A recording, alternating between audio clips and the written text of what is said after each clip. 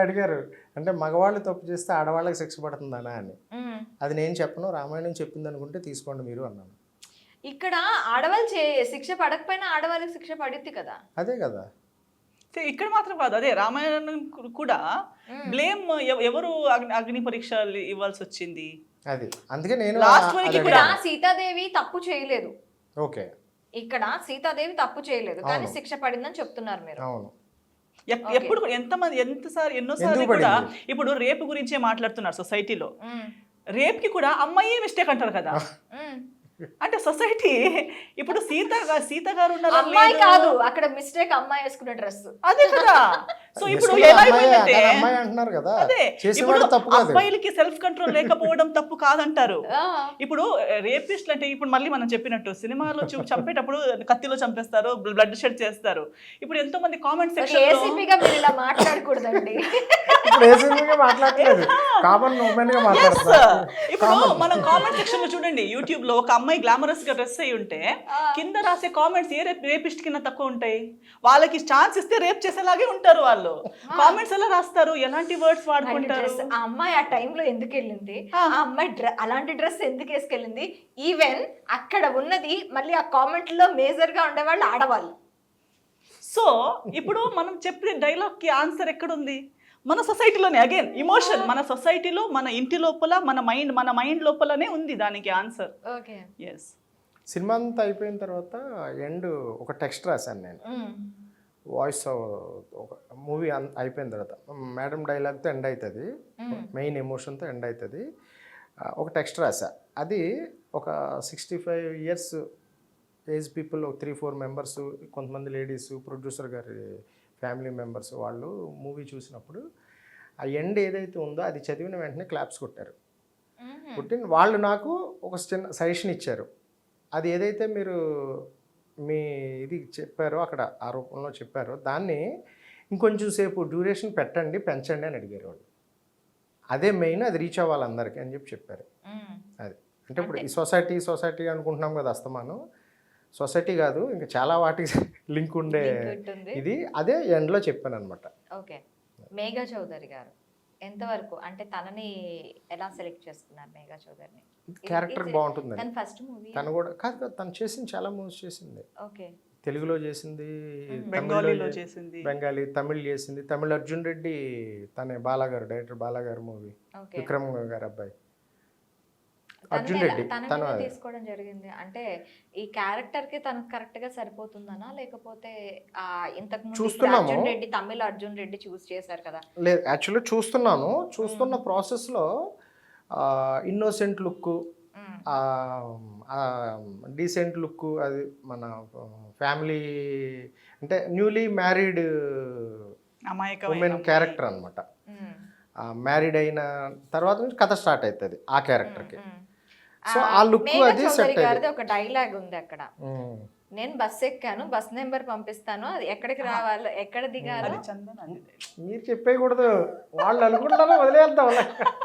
ఇప్పుడు ఇందా చెప్పాం కదా, ఎవరు వెర్షన్ వాళ్ళు వేసుకుంటున్నారు, ట్రైలర్ వేస్తారు. అది తను కదా మేఘా చౌదరి గారు? మేము ఎలా చెప్తాం, సినిమా బస్సులో కూర్చొని చెప్తుంది అమ్మాయి, ఈ అమ్మాయి కదా చెప్తుంది బస్సులో కూర్చొని కాల్ చేసి ట్రైలర్ లో.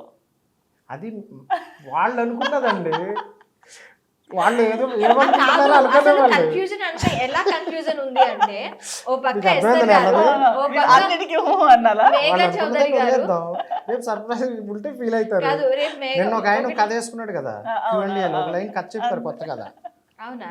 అంటే మీరు మా దగ్గర నుంచి కూడా కొత్త కథలు తీసేసుకుంటారు. అంతే కదా మరి, రైటర్స్ అదే పని మాకు.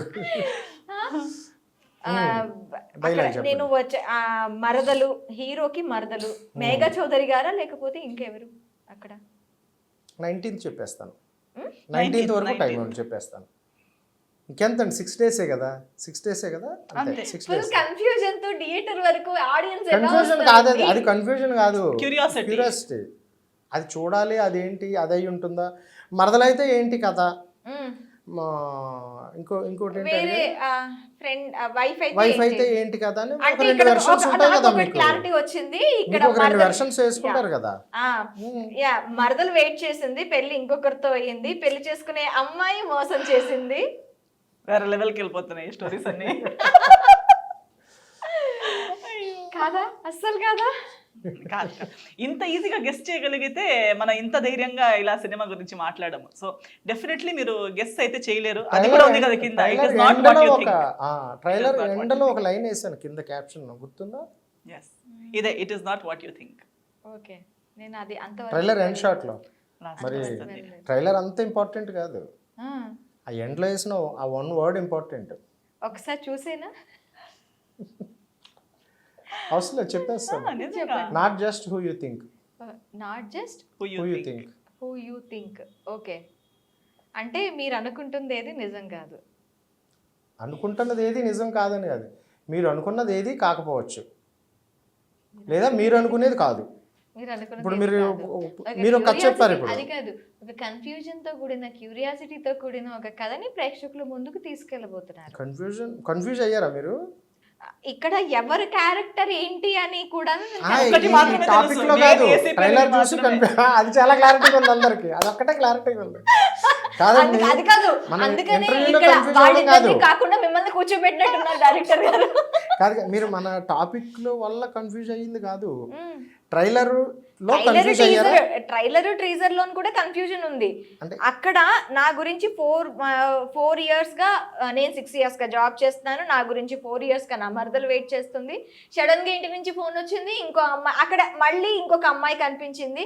వీళ్ళిద్దరికి పెళ్ళి అయిందా, లేకపోతే ఇంకొక వాళ్ళ ఒక క్యారెక్టర్ వేరే అబ్బాయితో రూమ్ లోకి వెళ్తూ ఉండడం, తను చూస్తూ ఉండడం, అంటే హీరో అమ్మాయిని చూస్తూ ఉండడం.